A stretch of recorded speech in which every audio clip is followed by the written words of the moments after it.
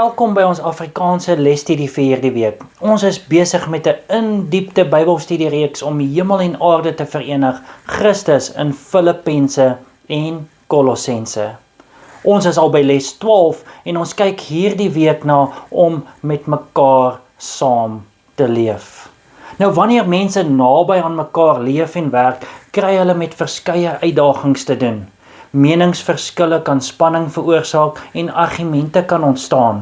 Hoe nader die verwantskap, hoe meer is dit vir almal in die verhouding belangrik om met mekaar te kan saamleef. Die intiemste verhouding word natuurlik in die gesin gevind. Die gesin was al verwys na as 'n gesinsbedryf.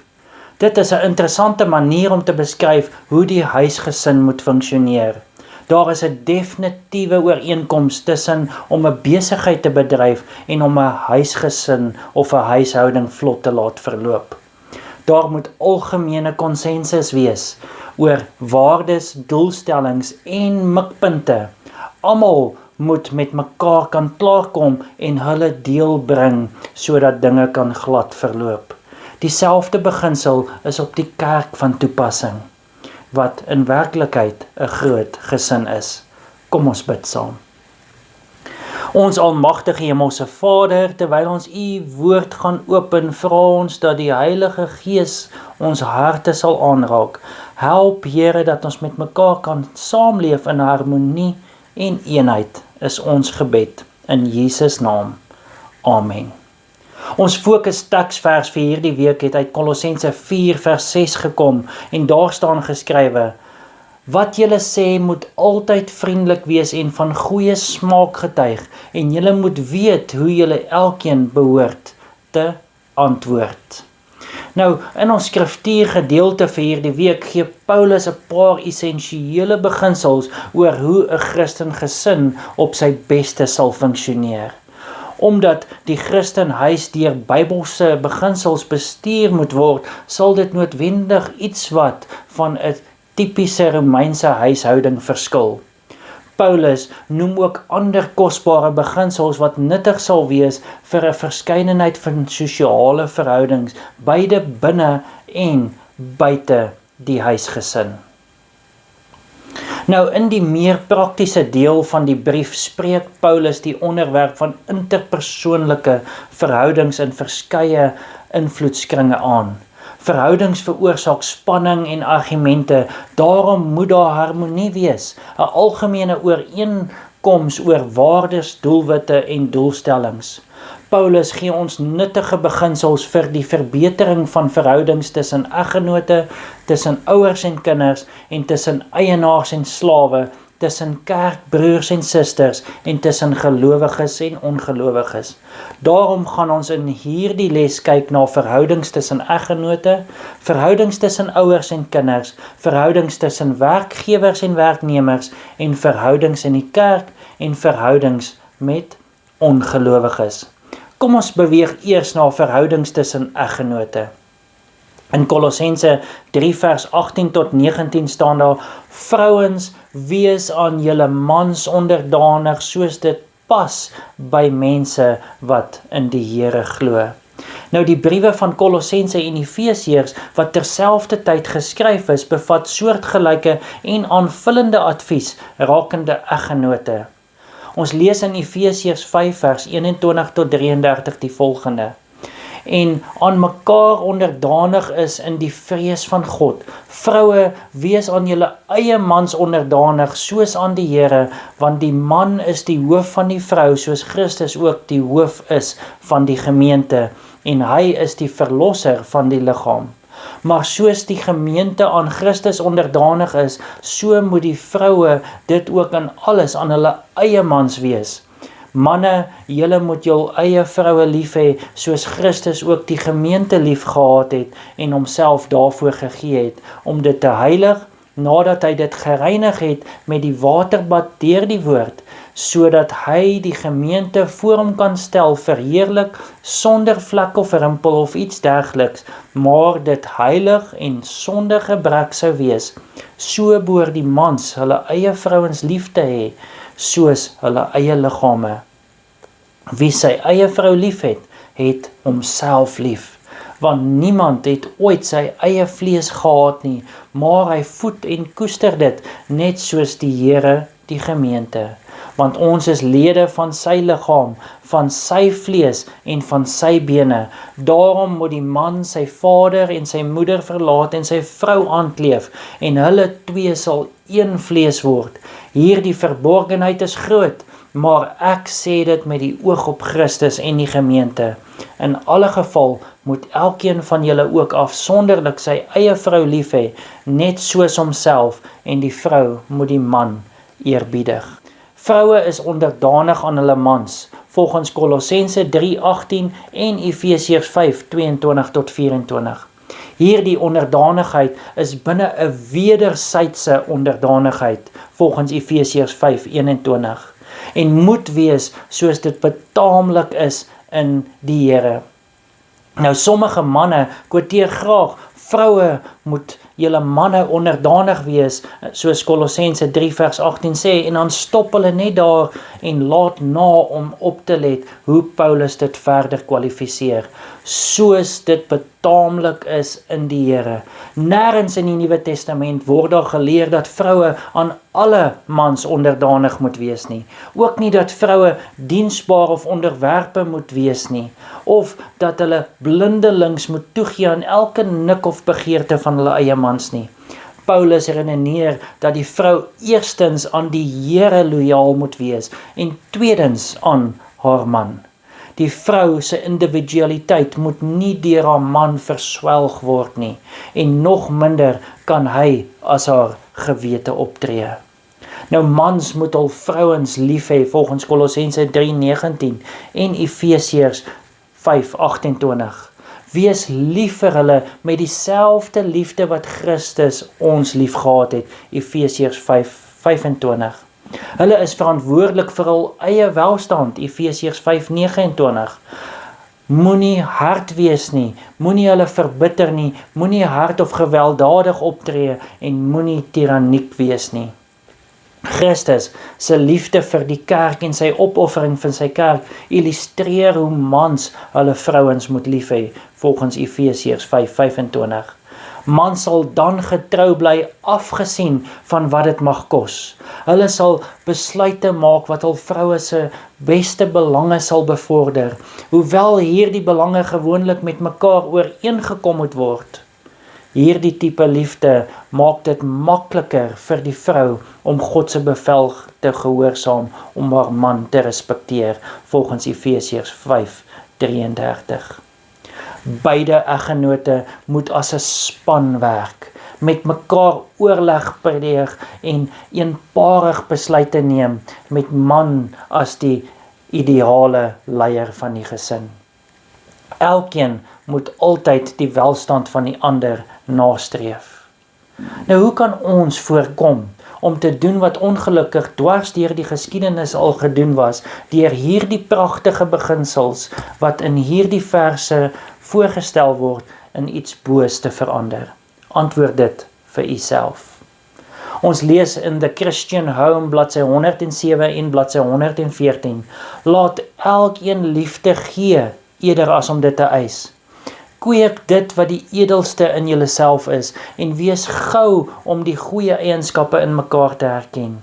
Die bewustheid van die waardering is 'n wonderlike stimulus en bevrediging. Simpatie en respek moedig die strewe na uitnemendheid aan, en liefde self neem toe, soos dit edeler doelwitte stimuleer. Die vrou moet haar man respekteer, die man moet sy vrou lief hê en koester, en soos hulle huweliksbelofte hulle as een verenig, so moet hulle geloof in Christus hulle een in hom maak. Wat kan vir God aangenamer wees as om te sien hoe diegene wat die huweliksverhouding aangaan, saam daarna streef om van Jesus te leer en meer met sy gees deurdrenk te word. Kom ons beweeg aan na verhoudings tussen ouers en kinders. Ons lees in Kolossense 3 vers 20 tot 21. Kinders, wees in alles aan julle ouers gehoorsaam, want die Here verlang dit van kinders wat in hom glo. Vaders, moenie gedurig julle kinders se foute soek, dat hulle moedeloos raak nie. In vandag se samelewing moet die woord ouers op beide gevestigde huwelike en enkelouergesinne toegepas word. Volgens Paulus is 'n gesonde verhouding nie net die verantwoordelikheid van die ouers nie, maar ook van die kinders self. Nou verantwoordelikheid van die seuns en die dogters. In Efesiërs 6 vers 1 tot 3 staan daar: Kinders, julle moet jul ouers gehoorsaam wees in die Here, want dit is reg. Eer jou vader en jou moeder, dit is die eerste gebod met 'n belofte, sodat dit met jou goed mag gaan en jy lank mag lewe op die aarde. Nou, kinders se gehoorsaamheid is nie opsioneel nie. Hierdie gehoorsaamheid is gebaseer op die 5de gebod en verder kom gehoorsaamheid met sy eie beloning ook. Nou, wat is die verantwoordelikheid van die ouers? Ons lees in Efesiërs 6 vers 4. En vaders, moenie julle kinders vertoren, maar voed hulle op in die tug en die vermaning van die Here. Onderrig hulle sonder om hulle te irriteer of te ontmoedig, sodat hulle nie ontmoedig word nie. Moenie hulle kwaad maak deur ongeduldig of wispelturig op te tree nie. Onderrig hulle in die weë van God. Ons lees in Deuteronomium 6 vers 6 tot 7, en hierdie woorde wat ek jou vandag beveel moet in jou hart wees, en jy moet dit die kinders inskerp en daarop spreek as jy in jou huis sit en op die pad is en as jy gaan lê en as jy opstaan.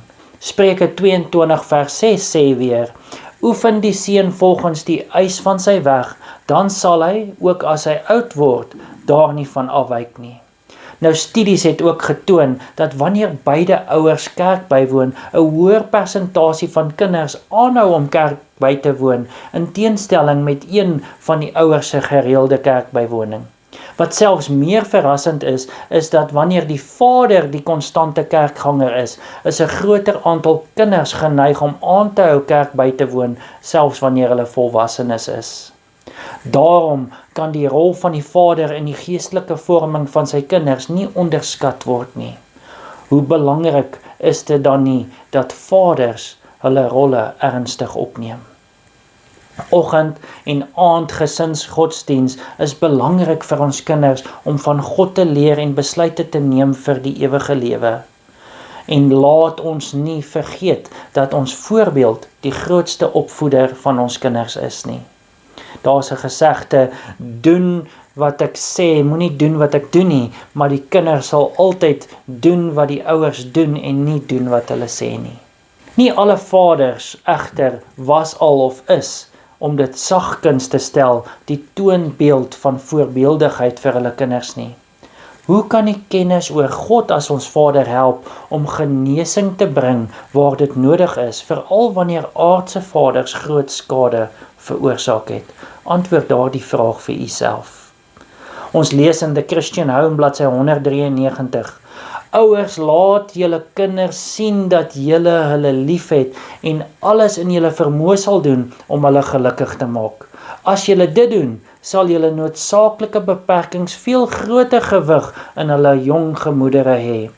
Regeer julle kinders met teerheid en deernis en onthou dat hulle engele altyd die aangesig van my Vader wat in die hemele is aanskou. As julle wil hê dat die engele vir julle kinders die werk wat God hulle gegee het, moet julle met hulle saamwerk deur hulle deel te doen. Kom ons gaan kyk na verhoudings tussen werkgewers en werknemers. Ons lees in Kolossense 3 vers 22. Slawe, wees in alles gehoorsaam aan julle eienaars hier op aarde. Moenie net werk om deur hulle raak gesien te word en so in mense se guns te kom nie, maar werk met opregte hart uit eerbied vir die Here. Die verhouding van diensbaarheid wat in Paulus se tyd bestaan het, het min te doen met die tipe slawerny wat ongelukkig vandag nog bestaan. Daarom moet ons hierdie raad verstaan binne die konteks van 'n baas en ondergeskikte verhouding. Kom ons gaan kyk eers na die gedrag van die ondergeskiktes. Kolossense 3 vers 22 tot 25 staan daar: Diensknegte, julle moet jul here na die vlees in alles gehoorsaam wees, nie met oë dien soos mense behaars nie, maar in eenvoudigheid van hart, omdat julle God vrees. En wat julle ook al doen, doen dit van harte soos vir die Here en nie vir mense nie, omdat julle weet dat julle van die Here die erfenis as vergelding sal ontvang, want julle dien die Here Christus. Maar wie onreg doen, sal die onreg wat hy gedoen het, terug ontvang, en daar is geen aanneming van die persoon nie. Efesiërs 6 vers 5 tot 6 staan daar weer: Diensknegte, wees gehoorsaam aan julle Here na die vlees, met vrees en bewing in opregtheid van julle harte, soos aan Christus. Nie met oordien soos mense behaars nie, maar soos diensknegte van Christus, wat die wil van God van harte doen, en met goedwilligheid die Here dien, en nie mense nie. Omdat julle weet dat elkeen vir die goeie wat hy doen, loon van die Here sal ontvang, of hy 'n slaaf of 'n vryman is. So, wat sê Paulus?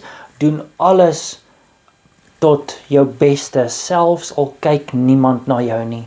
Streef na uitnemendheid in jou werk, asof jy dit vir God doen. Aanvaar berisping wanneer dit regverdig is. Goeie werk betaal vrugte af, en slegte baas vrywaar ons nie van ondergeskiktheid nie.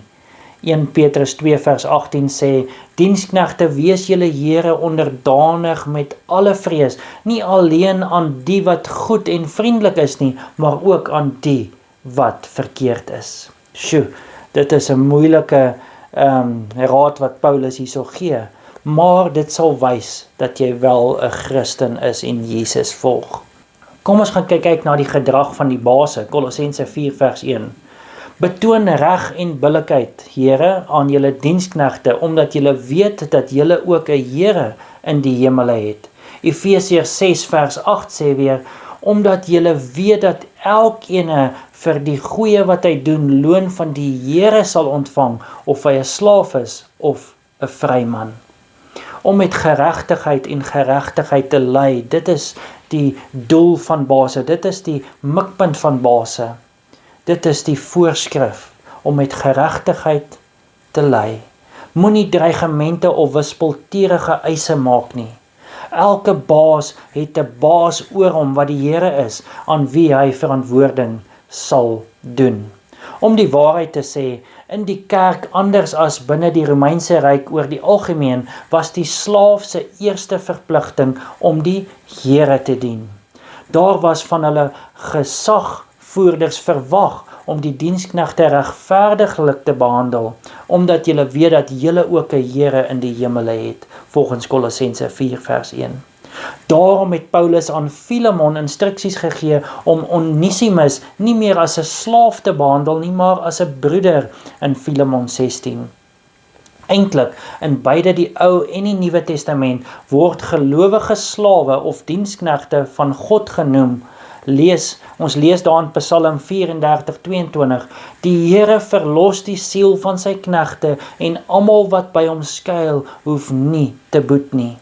Lukas 17:10 staan daar weer: So ook julle, wanneer julle alles gedoen het wat julle beveel is, sê dan: Ons is onverdienstelike diensknegte, want ons het gedoen wat ons verplig was om te doen. Nou, ons almal, base of ondergeskiktes, is dienaars of slawe van Christus, aangesien ons hom dien. Dink hoe hierdie skrifgedeeltes op jou verhouding by die werk van toepassing kan wees. Hoe kan hierdie beginsels jou as 'n baas of 'n werknemer help? Dink 'n bietjie na daaroor. Ons lees in Acts of the Apostles bladsy 460, dit was nie die apostel se werk om die gevestigde orde van die samelewing arbitrair of skielik omver te werk nie. Om dit te probeer sou die sukses van die evangelie verhoed. Maar hy het beginsels geleer wat die fondament van slawerny raak en wat, indien dit in werking gestel word, sekerlik die hele stelsel sou ondermyn. Die Christendom skep 'n sterk band van eenheid tussen meester en slaaf, koning en onderdaan, die evangeliedienaar en die verlaagde sondaar wat in Christus reiniging van sonde gevind het.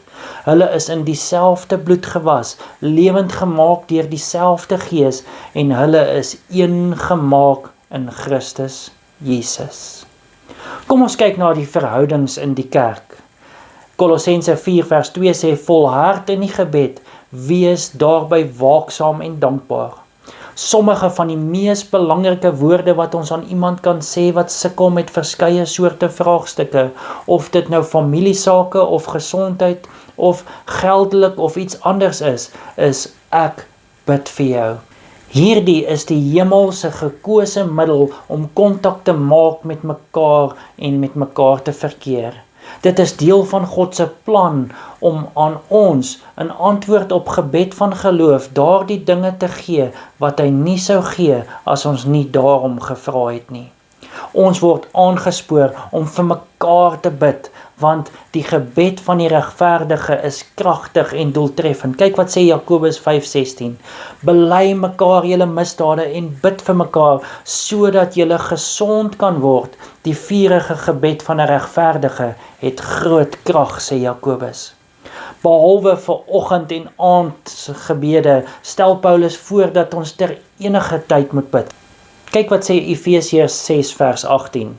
Terwyl julle met alle gebed en smekinge by elke geleentheid bid in die Gees, en juist daartoe waak met alle volharding en smekinge vir al die heiliges.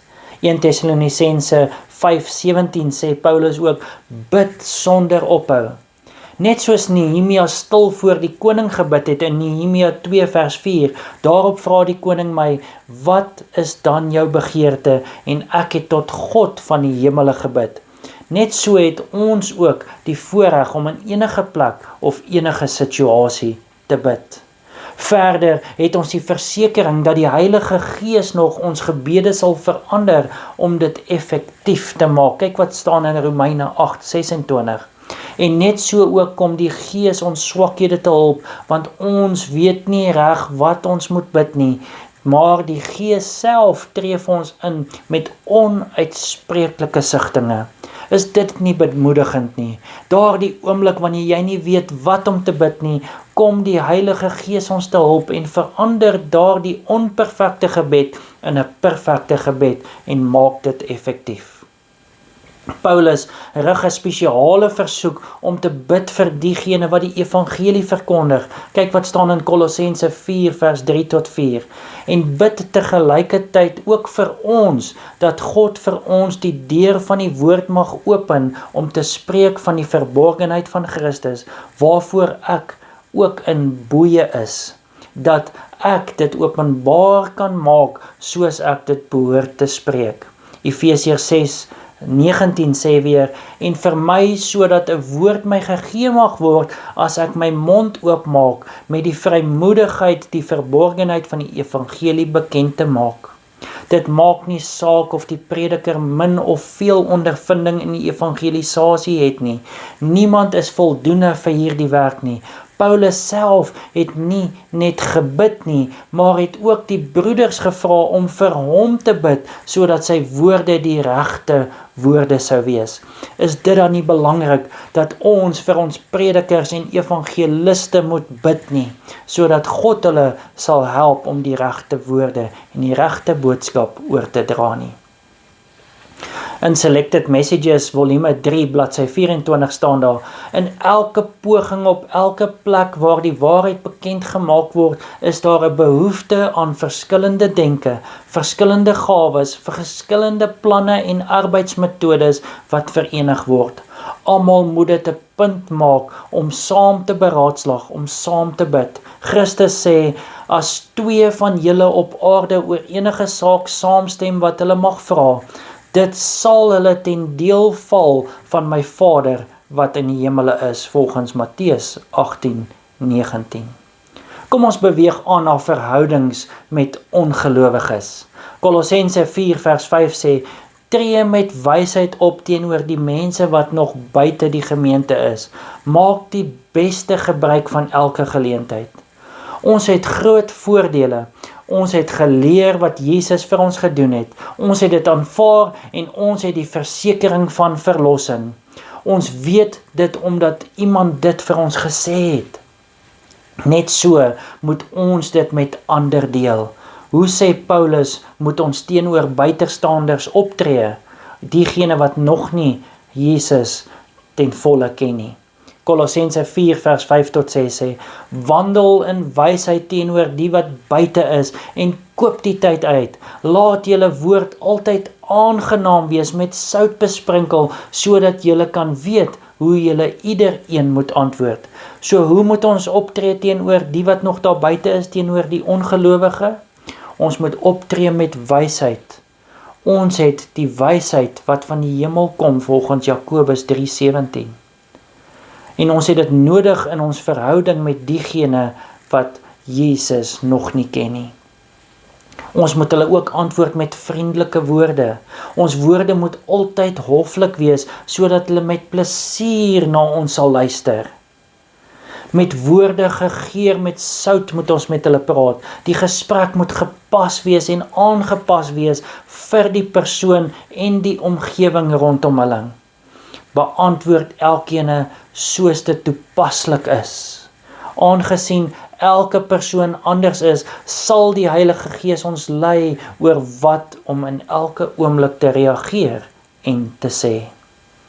Ons sluit af met 'n kwotasie uit In Heavenly Places, Junie 22. Ware hoflikheid gemeng met waarheid en geregtigheid maak die lewe nie net nuttig nie, maar ook pragtig en geurig. Vriendelike woorde, aangename voorkoms, 'n vrolike gesig, gooi 'n bekoring om die Christen wat sy invloed byna onweerstaanbaar maak.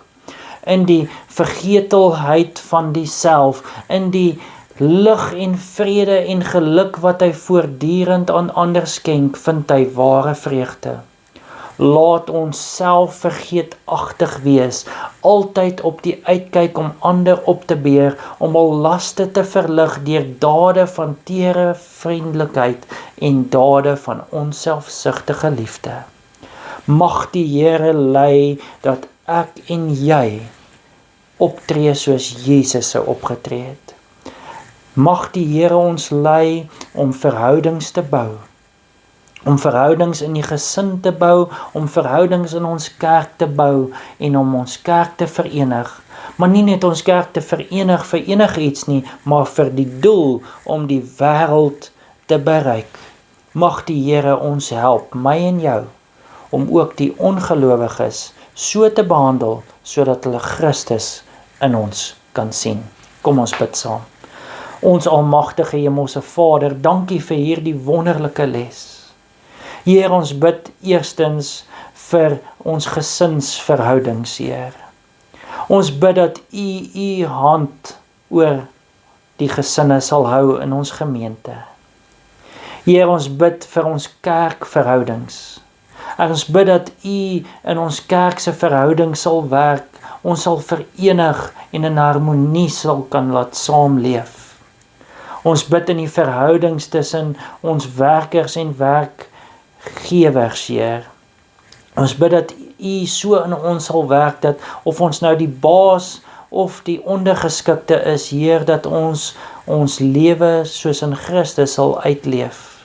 Dat ons werk sal doen asof ons dit vir U doen. Ons bid, Heer, dat U ons ook dan sal gebruik, om so met ongelowiges of mense daar buite om te gaan, sodat hulle na Christus toegetrek sal word. Heer, help dat ons woorde betaamlik sal wees, dat ons woorde hoflik sal wees, en dat ons woorde U karakter sal weerspieël, is ons gebed in Jesus naam. Amen.